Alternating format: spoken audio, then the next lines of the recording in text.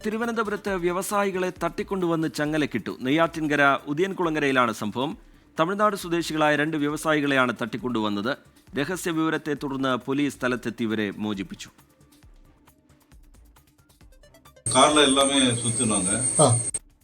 Ready போட்டா பின்னாடி போட்டு ஐடி எல்லாம் போட்டாங்க. போலீஸ் இந்த ஐடி கார்டு போலீஸ் ஐபிஎஸ் எல்லாம் எங்களுக்கு தெரியும், அவங்க தான் பண்ணாங்க.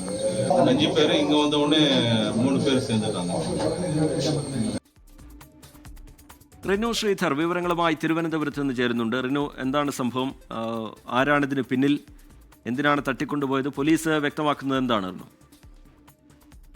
രജിത്ത്, കേരള പോലീസിന്റെ നാർക്കോട്ടിക് സംഘമാണ് എന്നുള്ള വ്യാജ ID കാർഡ് ഉൾപ്പെടെ കാണിച്ചാണ് വ്യവസായി കൃഷ്ണഗിരി സ്വദേശികളായിട്ടുള്ള തമിഴ്നാട് കൃഷ്ണഗിരി സ്വദേശികളായിട്ടുള്ള 2 വ്യവസായികളെ പാറശാല ഉദിയൻകുളങ്ങരയിലേക്ക് തട്ടിക്കൊണ്ടുവന്നത് എന്നുള്ളതാണ് നമുക്ക് ലഭിക്കുന്ന വിവരം.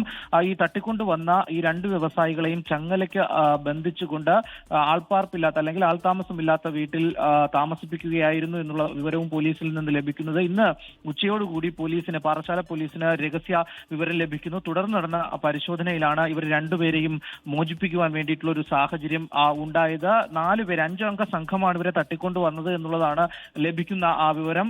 യൂസഫ്, ജാഫർ എന്നിവരാണ് ഈ കൃഷ്ണഗിരി സ്വദേശികളായിട്ടുള്ള വ്യവസായികൾ. ഈ തട്ടിക്കൊണ്ടുവന്ന 4 പേരെ പോലീസ് അറസ്റ്റ് ചെയ്തിട്ടുണ്ട്. നെയ്യാറ്റിൻകര കൃഷ്ണൻ കോവിലിന് സമീപം താമസിക്കുന്ന അഭിരാം, അതുപോലെ തന്നെ വട്ടവിള സ്വദേശി സാമുവൽ തോമസ്, ഉദിയൻകുളർ സ്വദേശി ബിനോയ്, അതുപോലെ തന്നെ വട്ടവി സ്വദേശി വിഷ്ണു എന്നിവരാണ് പോലീസിന്റെ കസ്റ്റഡിയിലുള്ളത്. 50 ലക്ഷം രൂപ മോചനദ്രവ്യം ആവശ്യപ്പെട്ടിട്ടുണ്ട് എന്നുള്ളതും പോലീസ് അറിയിക്കുന്നുണ്ട്. റിനു ശ്രീധർ തിരുവനന്തപുരത്ത് നിന്ന് വിവരങ്ങൾ പങ്കുവയ്ക്കുകയായിരുന്നു.